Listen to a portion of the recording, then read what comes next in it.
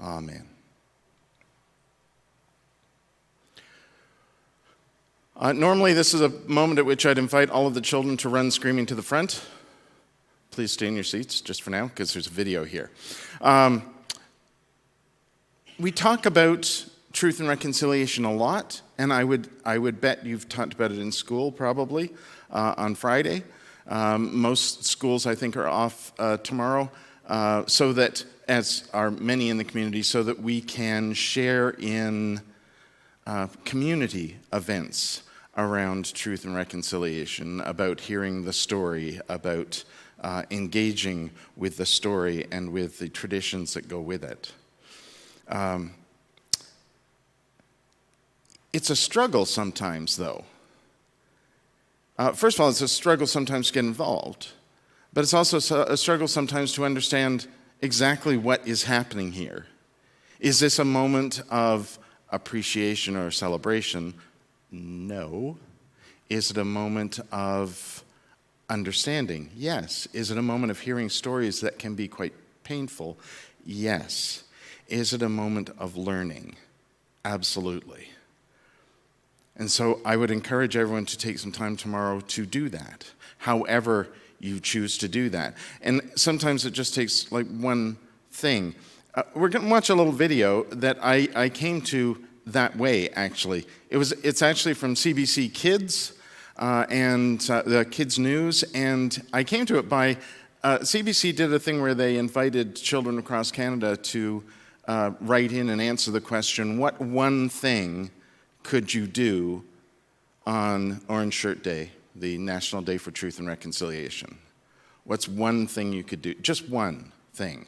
And they had all sorts of answers, almost all of which revolved around learning something, hearing a story, participating in some way to understand better.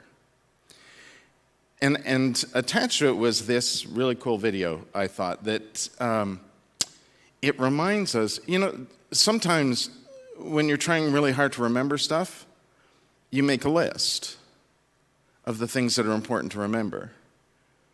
And you don't necessarily go through that list in order. Sometimes you pick things out of it and do them in that order, but eventually you get to everything that's on the list. And I hope we will.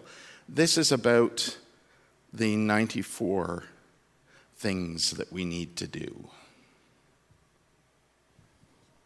It's so satisfying when that last puzzle piece clicks into place. You've spent a long time putting this thing together, and now it's finally complete. That's one way to look at Canada's path towards reconciliation, like a giant unfinished puzzle. A puzzle with 94 pieces, to be exact. This is KN Explains, the 94 calls to action on the road to reconciliation.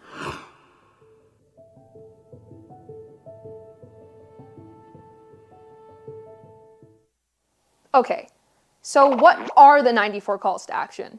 The pieces that we need to finish this puzzle. For that, we need a little bit of a history lesson.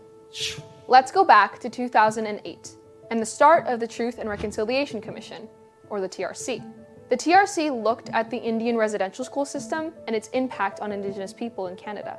Residential schools existed from 1831 to 1996, hurting at least 7 generations of Indigenous people.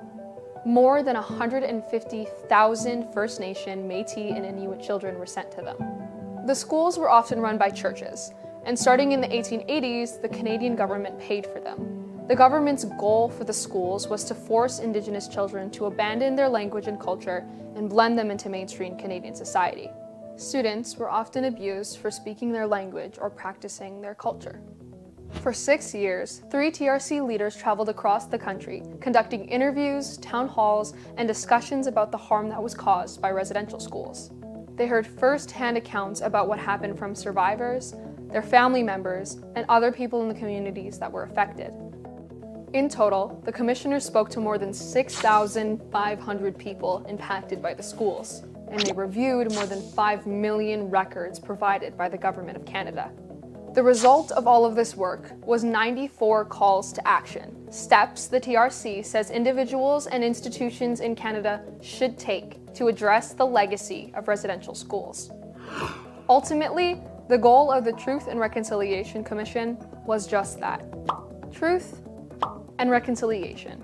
Truth is acknowledging exactly what happened to First Nations, Inuit, and Métis people in the residential schools, and all throughout Canadian history. Reconciliation is repairing that broken relationship and continuing to walk a path of respect and healing together.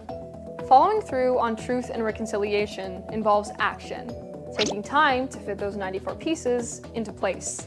The 94 calls to action can be separated into different sections.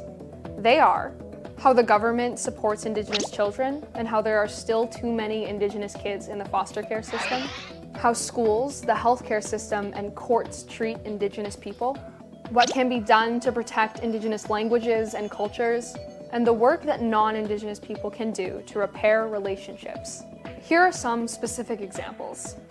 Do what's needed to have Indigenous kids stay with their families instead of having to live with non-Indigenous foster families.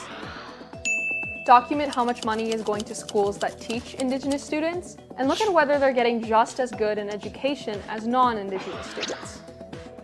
Require that all doctors and nurses learn in training about the health needs of Indigenous people. What you've heard are only 3 pieces of the puzzle on the road to reconciliation. To see how they all fit together and what puzzle pieces you can work on, you can read a kid-friendly version of the calls to action on our website.